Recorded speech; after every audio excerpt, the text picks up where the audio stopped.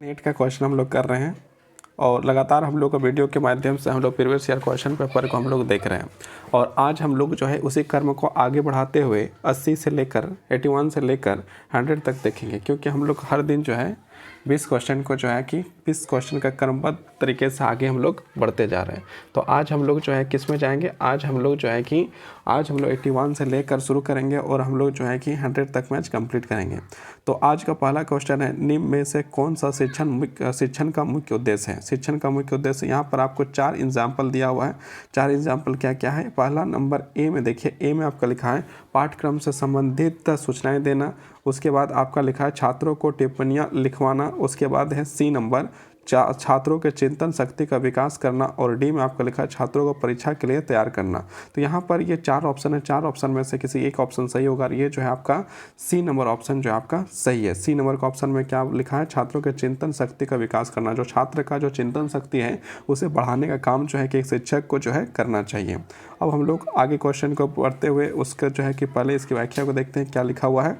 शिक्षण का मुख्य उद्देश्य छात्रों के चिंतन शक्ति, स्वास्थ्य, दृष्टिकोण, रुचिकर, प्रभावी, व्यवहारिक, आत्मविश्वास, भावना, प्रोत्साहित तथा कुशलताओं का आदि विकास करना होता है। एक शिक्षक को क्या करना चाहिए, एक शिक्षक जो छात्र के विकास के लिए, अपने छात्र का विकास के लिए उसे जो है कि उसके स्वस्थ दृष्टि को प्रदान करना, चिंतन शक्ति का प्रदान करना, मतलब उसे जो अपने विचारों के माध्यम से उसे आगे बढ़ाने का काम जो है किया जा सकता है। अब हम लोग जो है कि नेक्स्ट क्वेश्चन की ओर बढ़ते हैं। नेक्स्ट क्वेश्चन क्या है, नेक्स्ट क्वेश्चन हम लोग का जो है कि आपका जो है कि क्या है, तो आपका नेक्स्ट क्वेश्चन है 82 में क्या क्वेश्चन लिखा हुआ है। 82 में देखिए क्या लिखा हुआ है, मस्तिष्क का कौन सा क्षेत्र नई सूचना विशेषकर आदि शाब्दिक है कि अधिगम की हमारी योग्यताओं में अंतर्ग्रस्त होता है। यहाँ पर आपके 4 ऑप्शन दिए हैं। 4 ऑप्शन देखिए क्या लिखा है। पहला पर मस्तिष्क, दूसरा में बी में है हिपोकैम्पस, और सी में आपका पोनस, और डी में आपका है थैलेमस। तो यहाँ पर ये 4 एग्जाम्पल में से आपका एग्जाम्पल क्या है देखते हैं। तो यहाँ पर ए बी और डी थैलेमस तीनों क्षेत्र सूचना एकत्रित करते हैं। विशेषकर यह शाब्दिक है, अधिगम की हमारी योग्यता के अंतर्गत होता है। थैलेमस मस्तिष्क सूचनाओं का एकत्रित करने, ग्रहण करने तथा अबोध रूप से प्रस्तुत करने की सहायता जो है प्रदान करती है। अब हम लोग क्वेश्चन नंबर 83 में पहुंच जाते हैं। 83 में क्या लिखा है, आपको जो कथन दिया गया, कथन 1 में आपका लिखा है कार्यशील स्मृति का विकासात्मक पद होता है। इसमें बाल्य काल में वृद्धि होती है और आयु बढ़ने के साथ यह घटती है। 2 में आपका लिखा है कार्यशील स्मृति पर सतत दबाव का प्रतिकूल प्रभाव नहीं पड़ता। अब इसका जो है कि यहाँ पर हम लोग ऑप्शन देखते हैं। ऑप्शन जो आपका कूट में दिया है, तो पहला ऑप्शन ए आपका लिखता है। ए ऑप्शन में क्या लिखता है, ए ऑप्शन में आपका लिखता है कथन 1 और 2 दोनों सही है। आपका जो है 2 में आपका लिखता है कथन 1 और 2 दोनों गलत है। मतलब एक में बताया गया ए में कि आपका दोनों सही है या तो फिर दोनों गलत है। सी में आपका लिखा है कथन 1 सही है और कथन 2 जो है आपका गलत है। इसके बाद डी में आपका लिखता है कथन 1 गलत है किंतु 2 सही है। आपका जो ऑप्शन नंबर सी है वो आपका सही होगा। कथन 1 सही है किंतु कथन 2 जो है आपका क्या है, गलत है। मतलब ऑप्शन नंबर सी आपका जो है कि आपका सही हो जाएगा। अब हम लोग इसकी व्याख्या को देखते हैं। व्याख्या में क्या लिखा है, कथन 1 सही है किंतु कथन 2 गलत है। कार्यशील स्मृति संरचनात्मक प्रणाली का अंग है जिसकी क्षमता सीमित है और अस्थायी रूप से यह सूचनाओं को संग्रहित कर सकती है। कार्यशील स्मृति विकासात्मक पद होता है। इसमें बाल्य काल में वृद्धि होती है और आयु बढ़ने के साथ यह घटती है। इस पर सतत दबाव का प्रतिकूल प्रभाव भी पड़ता है। अतः कथन 1 सही है, कथन 2 जो आपका क्या है, गलत है। अब हम लोग क्वेश्चन नंबर 84 में आ गए। 84 में क्या लिखा है, 84 में आपका लिखा है अनुसंसाधनों में प्रभावी शिक्षण का मुख्य व्यवहार किसे माना जाता है। ऑप्शन ए में आप लिखा है विद्यार्थियों के विचार और योगदान का उपयोग। उसके बाद बी में लिखा है आपका संरचनाकरण, और सी में लिखा है आपका शिक्षक कार्य अभिमुखीकरण, और डी में आपका लिखा है शिक्षक प्रभाव प्रवणता। तो ये आपका जो ऑप्शन नंबर सी है, ऑप्शन नंबर सी आपका सही हो जाएगा। शिक्षक कार्य अभिमुखीकरण आपका जो है कि बिल्कुल सही आंसर। ये क्वेश्चन आपका 2021 में यूजीसी नेट शिफ्ट 1 में पूछा गया था। अब हम लोग जो है कि आगे बढ़ते हैं और इसकी व्याख्या को देखते हैं। आगे बढ़ते हैं, इसकी व्याख्या करते हैं। अनुसंसाधनों में प्रभावी शिक्षण का मुख्य व्यवहार शिक्षक के कार्य अभिमुखीकरण को माना जाता है। अब देखिए यहाँ पर जो 85 में आपका क्या है, 85 में आपको जो मैचिंग है, और मैचिंग हम लोग जो है कि हर वीडियो के जो हम लोग करते आए हैं डायरेक्ट जो है किसमें करते आए हैं, डायरेक्ट हम लोग जो है कि यहाँ पर करते आए हैं आपका व्याख्या में। तो यहाँ पर भी देखते हैं आपका मैचिंग क्या हो जाएगा। तो यहाँ पर आपका जो है सूची 1 और सूची 2 को मिलाना है, तो सूची 1 और 2 यहाँ पर आपको देखिए प्रभावी शिक्षण हेतु मुख्य व्यवहारों का योगदान और विचारात्मक विश्लेषण। तो पाठ स्पष्टता आपका जो है आपका मिल जाएगा सभी विद्यार्थियों को सीधा श्रवणीय मौखिक और वाक्य प्रस्तुतिकरण। बी में आपका अनुदेश वैदिक पाठ वस्तु अवधि में शिक्षक और वाक्य प्रस्तुतिकरण अंतर हो जाएगा। उसके बाद शिक्षण क्रिया में होगा आपका कक्षा में छात्रों द्वारा अधिगम हेतु निष्ठापूर्वक लगाए गए समय की मात्रा। और आपका डी में आपका मैच हो जाएगा, आपका डी में मैच क्या हो जाएगा, छात्र सफलता स्तर, छात्रों के अबोधन की आवृत्ति एवं उसके द्वारा अभ्यासों का सही तरीका का पूरा करना। ये आपका जो है कि ऑप्शन डी मैच हो जाएगा, है ना। तो ये आपका जो है कि था। अब हम लोग क्वेश्चन नंबर 86 में जाते हैं। क्वेश्चन 86 में क्या लिखता है, निम्नलिखित में से बुनियादी अध्यापन क्षमताओं की सूची जिन्हें अध्यापन संबंधी विभिन्न स्रोतों के माध्यम से चिन्हित किया गया है चुनिए जो व्यवहार अनुक्षेत्र की क्षमताएं हैं उसमें से कौन सी क्षमताएं व्यवहार का अनुक्षेत्र के अंतर्गत आती है। ऑप्शन ए आत्म क्षमता, ऑप्शन बी नियोजन, ऑप्शन सी नियंत्रण एवं स्थितिक, डी संप्रेषण और ई में आपका नमनीयता। तो ये आपका जो है कि कूट में इसका आंसर करना है। तो यहाँ पर आपका जो है कि लिखा हुआ है ए ऑप्शन में आपका लिखा है ए और बी सही होगा, बी में लिखा है आपका बी और सी सही होगा, डी में लिखा है डी और ई, सी में लिखा है डी और ई सही होगा, या फिर आपका जो है कि डी में है आपका बी या डी सही होगा। तो ये आपका जो है कि यहाँ पर ऑप्शन है, ये ऑप्शन जो है कि आपका जो है कि डी नंबर का ऑप्शन जो आपका सही है, मतलब डी ऑप्शन जो आपका सही मतलब बी और आपका डी जो वहाँ पर कूट में दिया है वो आपका सही है। अब हम लोग इसकी व्याख्या को देखते हैं, व्याख्या में क्या लिखा हुआ है। व्याख्या को हम लोग देखते हैं ध्यानपूर्वक से। व्याख्या को जब ध्यानपूर्वक से हम लोग देखते हैं तो हम लोग यहाँ पर जो है कि दिखाया था व्यवहारिक योग्यता किसी व्यवहार विशेषताओं और व्यक्तित्व लक्षणों को संदर्भित करती है, जैसे कि ज्ञान कौशल सेट और निर्धारित करने की सहायता कर सकता है कि वह जिस नौकरी के लिए आवेदन कर रहा है उसमें कितना सफल होगा। उसी प्रकार व्यवहारिक योग्यता व्यवहार के सेटों का प्रदर्शित करता है। नियोजन एवं संप्रेषण व्यवहारिक योग्यता डोमेन का भाग है। ये आपका जो है कि व्याख्या था। अब हम लोग क्वेश्चन नंबर 87 में पहुंच गए हैं। हम लोग जो टाइम को बर्बाद ना करते हुए जल्दी से जल्दी इसको खत्म करेंगे और हर दिन जो है ज़्यादा क्वेश्चन नहीं करना है, 20 क्वेश्चन करना है। ऐसे क्या होगा, दिमाग में जो है कि एकत्रित होते जाएगा और एक दिन जो है कि आपका जिस समय परीक्षा होगा तो एक अच्छा प्रदर्शन हम लोग करेंगे। निम्न में से कौन सा एक अच्छे शिक्षक की विशेषता नहीं है, एक अच्छे शिक्षक की विशेषता नहीं है, उसके बारे में यहाँ पर चर्चा करना है। तो पहला क्या लिखा है आपका ए नंबर आपका लिखा है विषय वस्तु की ठोस जानकारी, बी में आपका लिखा है अच्छा संप्रेषण कौशल, सी में आपका लिखा है पढ़ाई नहीं विषय वस्तुओं को समझने के विद्यार्थियों की सहायता करना, और डी में लिखा है विद्यार्थियों की समीक्षा नोट्स बनाने की सहायता करना। तो ये आपका जो है ऑप्शन नंबर डी जो है आपका सही हो जाएगा कि जो है कि एक अच्छे शिक्षक की विशेषता नहीं है कि विद्यार्थियों का अच्छा नोट्स बनाने में सहायता करना, ये जो एक अच्छा शिक्षक का जो क्वालिटी नहीं हो सकता। इसकी हम लोग व्याख्या को देखते हैं। व्याख्या में क्या लिखा हुआ है, व्याख्या में लिखा है विद्यार्थियों को अच्छा में नोट्स बनाना सहायता करना एक अच्छे शिक्षक की विशेषता नहीं होती है। एक नोट्स बना के तैयार कर देना ये जो एक अच्छा शिक्षक का जो मतलब कि जो एक विशेषता नहीं होता। एक अच्छे शिक्षक की विशेषता इस प्रकार से विषय वस्तु की ठोस जानकारी, मतलब कि एक शिक्षक को चाहिए कि अपने विद्यार्थी को जो विषय वस्तु की जानकारी पूरी तरह से ठोस जानकारी मिले। उसके बाद अच्छा संप्रेषण कौशल है ना, उसके बाद पढ़ाई गई वस्तुओं को समझाने विद्यार्थियों की सहायता करना, जो पढ़ाया गया उस सारा चीज़ को समझाना। प्रभावशाली वक्ता होना चाहिए, मतलब अच्छा वक्ता होना चाहिए, आत्मविश्वासी होना चाहिए और प्रेरित करने की क्षमता होना चाहिए, और प्रेरणा देने की क्षमता जो है एक शिक्षक में होना चाहिए। अब हम लोग क्या है 88 नंबर के क्वेश्चन में पहुंच गए। 88 में क्या लिखा है, शिक्षण प्रभाव कार्यता को प्रभावित करने वाला स्वाधिक प्रबल कारक है, उम्र, लिंग, व्यावसायिक क्षमता, डी आपका शिक्षण सहायक सामग्री का उपयोग करना। तो इसका सही आंसर आपका हो जाएगा ऑप्शन नंबर सी, व्यावसायिक क्षमता दक्षता आपका जो है कि सही आंसर हो जाएगा। ये क्वेश्चन आपका जो है कि 2018 में पूछा गया। अब हम लोग जो है कि नेक्स्ट क्वेश्चन की ओर बढ़ते हैं। नेक्स्ट क्वेश्चन क्या है, नेक्स्ट क्वेश्चन को बढ़ने से पहले हम लोग इसकी व्याख्या को देखते हैं। व्याख्या में क्या लिखा हुआ है, व्यावसायिक दक्षता आधुनिक युग की मांग है, या दक्षता या शिक्षण छात्रों के जीवनोपार्जन करने के योग बनाती है। शिक्षा क्षेत्र में व्यावसायिक शिक्षा को जोड़ने का प्रथम प्रयास कोठारी आयोग 1964 में किया गया। इस प्रकार की दक्षता छात्रों के व्यवसाय को चुनने या व्यवसाय से संबंधित योग्यता प्राप्त कराने का अवसर प्रदान करती है।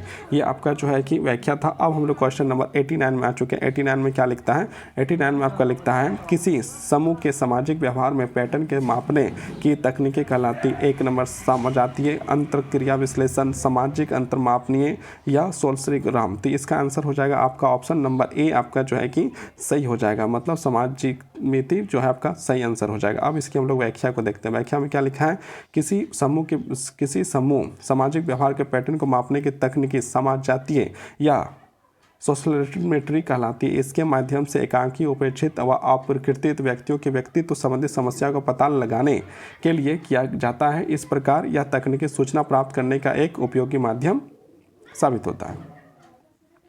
अब हम लोग जो है कि नेक्स्ट सवाल की ओर हम लोग आगे बढ़ रहे हैं। सवाल में क्या लिखा हुआ है वो देखते हैं। तो हम लोग 90 नंबर का जो है कि हम लोग पहुंच गए हैं और इसको जो है कि 2 सेट में बांटा गया। तो मतलब इसके हम लोग जो है कि ये डायरेक्ट हम लोग जो है कि मिलान करेंगे, मिलाने के लिए दिया है। तो अकादमिक विशेषता आपका मिल जाएगा, आपका अधिकर्ता, आवश्यकता, पढ़ने की एवं पाठ्यक्रम के विभिन्न तथ्यों का चयन करना। बी में आपका लिखा है सामाजिक विशेषता, अधिगमकर्ता समझकरों के टीम मेंबर के रूप में कार्य करता है। और आगे हम लोग बढ़ते हैं। आगे हम लोग देखते हैं भावनात्मक विशेषता, अधिगमकर्ता अपनी दक्षता, सदस्यों की पसंद नापसंद दृष्टि से व्यक्तिगत मतभेदों का सम्मान देना शुरू कर देता है। और डी में आपका लिखा संज्ञानात्मक विशेषता, अधिगमकर्ता संबंधित संदेशों का सही रूप में संकेतन और विसंकेतन करता है। ये आपका जो है कि क्वेश्चन नंबर 90 का मैचिंग था। अब हम लोग जो है कि क्वेश्चन नंबर 91 में पहुँच गए। अबोध स्तर का शिक्षण आयोजित करने हेतु तो मुख्य आवश्यकता क्या है। अब एक में लिखा है आपका प्रस्तुति किए गए तथ्यों अवधारणाओं से संबंधित बड़ी संख्या में सकारात्मक और नकारात्मक उदाहरण देना। 2 में आपका लिखा है तथ्यों को रेखांकित करने वाली मुख्य विशेषताओं को याद करने पर बल देते हुए उसकी प्रस्तुति करना। 3 में आपका लिखा अपेक्षित सूचनाओं को तुरंत उपलब्ध करने का अवसर प्रदान करना। और 4 में लिखा है किसी मुद्दे के सकारात्मक और नकारात्मक पहलुओं की जांच हेतु परिचर्चा आयोजित करना। और 5 में आपका विद्यार्थियों को प्रस्तुत तथ्यों के स्वयं द्वारा व्याख्यान करने का अवसर प्रदान करना। यहाँ पर 4 ऑप्शन है और 4 ऑप्शन में आपका बताया गया। ऑप्शन 1 में आपका 1, 4 और 5 हो जाएगा। बी में आपका 1, 2 और 3 हो जाएगा। सी में आपका लिखा है 2, 3 और 4 हो जाएगा। डी में लिखा है 3, 4 और 5 होगा। इसका सही आंसर आपको ऑप्शन नंबर ए हो जाएगा। मतलब आपका जो है कि जो कूट में दिया गया 1, 4 और 5 जो है आपका क्या है, आपका सही कर्म है, सही है, बाकी जो है कि गलत है। अब इसकी व्याख्या को देखते हैं। व्याख्या में क्या लिखा हुआ है।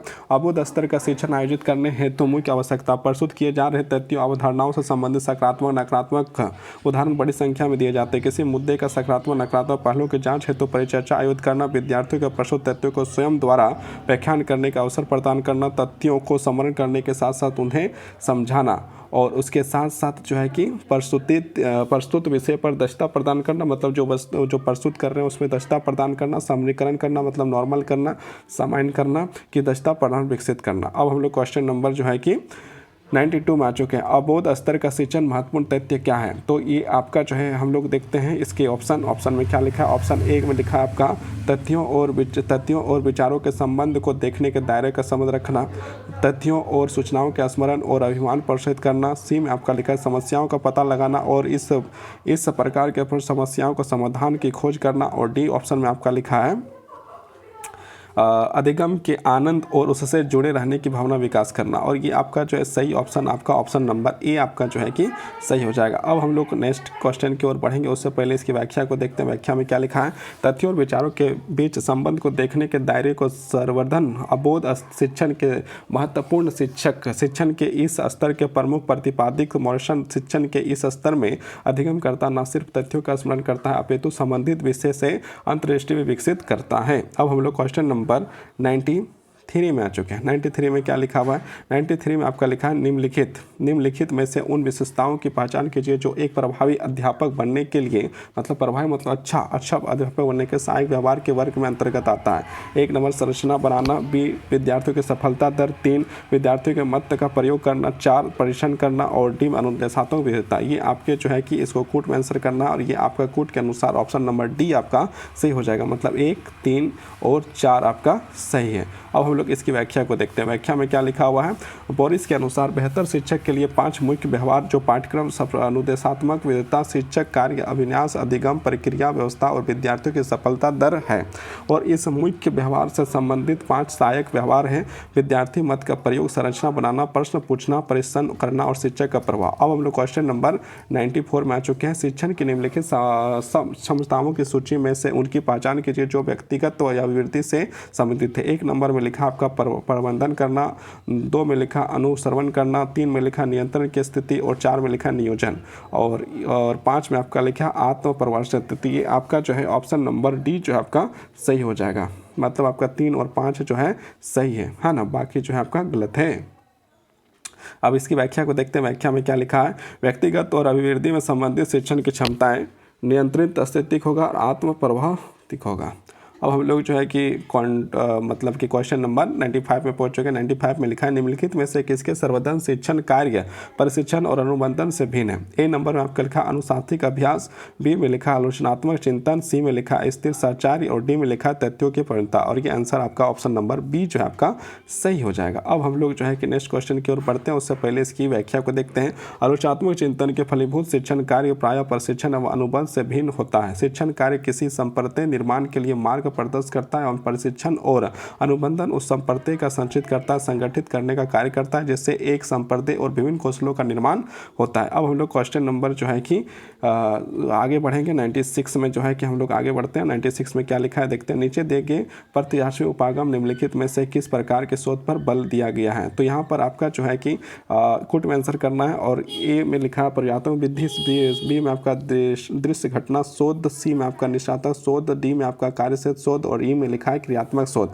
और इसका आंसर आपका ऑप्शन नंबर सी जो है सही हो जाएगा। मतलब बी आपका जो सही है, सी आपका सही है और आपका ई जो है आपका सही है। ये आपका जो है क्वेश्चन जो है 2019 यूजीसी नेट में पूछा गया था। अब इसकी व्याख्या को हम लोग देखते हैं। व्याख्या में क्या लिखा है, शोध के पक्ष प्रश्नगामी उपागम के अंतर्गत दृश्य घटना शोध, निष्पक्षता शोध, क्रियात्मक शोध पर बल दिया गया है। पक्ष उपागम सिद्धांतों के वैज्ञानिक सामाजिक विज्ञान होने का प्रयास नहीं करता है, बल्कि वह मामलों की गहराई से विश्लेषण करने की कोशिश करता है ताकि यह तय किया जा सके घटना के पीछे क्या कारण है।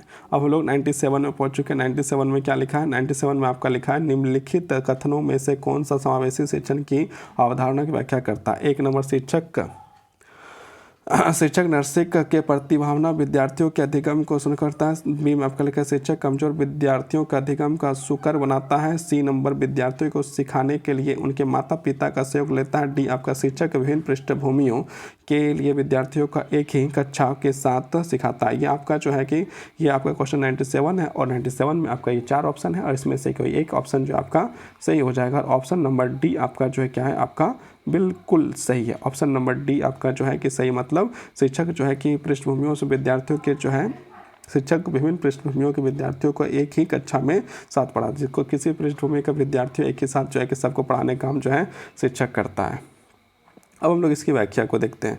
व्याख्या में क्या लिखा हुआ है, व्याख्या में लिखा है शिक्षण पद्धतियाँ ऐसी अवधारणा और जब शिक्षक विभिन्न पृष्ठभूमियों के बच्चों को एक साथ एक कक्षा में पढ़ाता है व सिखाता है तो उसमें समावेशी शिक्षण की अवधारणा कहते हैं। दूसरे शब्दों में समावेशी शिक्षण का उद्देश्य सभी प्रकार के बच्चों को एक समान अवसर प्रदान करने साथ साथ पूर्ण भागीदारी व समान शिक्षा की प्राप्ति का माहौल का निर्माण करना होता है ताकि उसके अंदर आत्मविश्वास जागृत हो। समावेशी शिक्षण के अंतर्गत शारीरिक व मानसिक रूप से विकलांग बालक, अभिगमन बालक तथा अनुसूचित जाति, अनुसूचित जनजाति, निर्धन पिछड़े वर्ग के बालकों का समावेश होता है। अब हम लोग जो है कि आगे बढ़ते हैं और 98 नंबर क्वेश्चन देखते हैं। 98 में क्या लिखा है, निम्नलिखित में से कौन सा कक्षागत शिक्षण की आवश्यकताओं की प्रदर्शित करता। एक नंबर में आपका लिखा है कक्षा के पूर्ण उपस्थित के माध्यम से। बी में आपका लिखा है कक्षा में अनेक सहायक शिक्षक सामग्री से। और डी सी में लिखा है कक्षा में छात्रों के मौन सुनिश्चित करने के माध्यम से। और आपका डी ऑप्शन में आपका क्या लिखा है, डी में आपका लिखा है कक्षा के छात्रों द्वारा गुणवत्तापूर्ण प्रश्न पूछने के माध्यम से। और यही आपका जो है कि सही आंसर है, मतलब डी नंबर आपका सही। और ये यूजीसी नेट JRF जो बोलिए उसमें जो है आपका जो है कि 2018 दिसंबर के समय में पूछा गया सवाल है। अब हम लोग जो है कि व्याख्या को देखते हैं। कक्षा का शिक्षण कार्य शिक्षक द्वारा कक्षा में शिक्षार्थियों के सीखने के तैयार करना, उनके लिए सीखने के उपयुक्त परिस्थितियों का निर्माण करना और उसके व्यवहार में वांछित परिवर्तन करना है। इसमें शिक्षक और शिक्षार्थी दोनों ही क्रियाशील रहते हैं।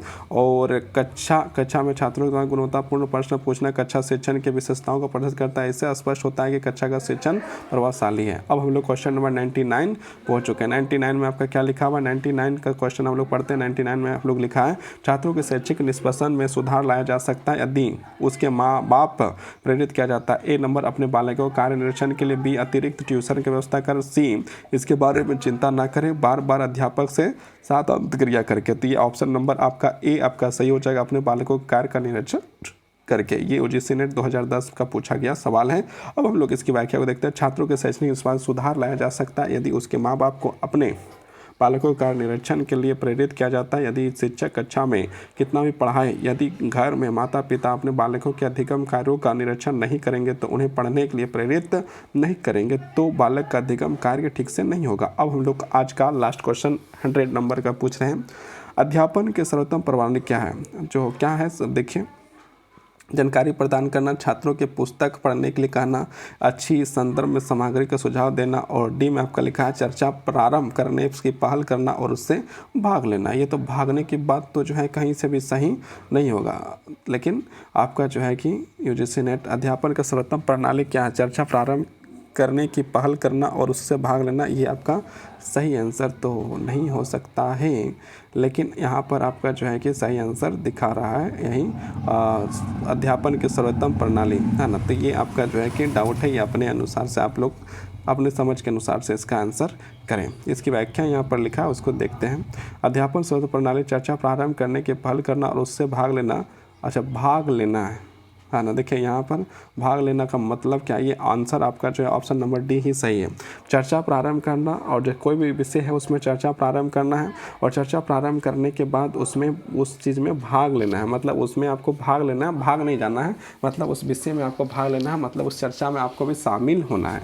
यहाँ पर इसका मतलब है कि आपका जो उस चर्चा में क्या करना है, उसमें शामिल होना है, मतलब आपका डी जो है कि आंसर सही है। यहाँ पर आपका डी आपका आंसर सही है। इसकी व्याख्या को देखते हैं, व्याख्या में क्या लिखा हुआ है। व्याख्या, अध्यापन की सर्वोत्तम प्रणाली चर्चा प्रारंभ करने की पहल करना और उसमें भाग लेना, मतलब उसमें सम्मिलित होना, खुद भी सम्मिलित। चर्चा विधि शिक्षण की एक बहुव्यापी विधि है। जब शिक्षक छात्रों के सहयोग से किसी जटिल समस्या के समाधान पर आदान प्रदान तर्क के माध्यम से पहुंचता है तो इसे चर्चा की विधि कहते हैं। इस विधि के अंतर्गत शिक्षक के पूर्व छात्रों की चर्चा विषय, दिन, समय, अवधि एवं क्लास आदि सूचित कर देता है। छात्रों के चर्चित विषय के सभी पक्षों को तैयार करके लाने के लिए सूचित करता है। यदि वह आवश्यक समझता है तो उस विषय वस्तु की पृष्ठभूमि, पुस्तकालय की साहित्य सामग्री एवं पुस्तकों आदि भी जानकारी प्रदान करता है। ये आपका जो है कि आपका बिल्कुल सही व्याख्या है। अब हम लोग जो है कि आगे जो है 101 नंबर का क्वेश्चन करेंगे। तब तक के लिए बहुत बहुत धन्यवाद, बहुत बहुत आभार। आप लोग वीडियो को लाइक सब्सक्राइब जरूर करें। धन्यवाद।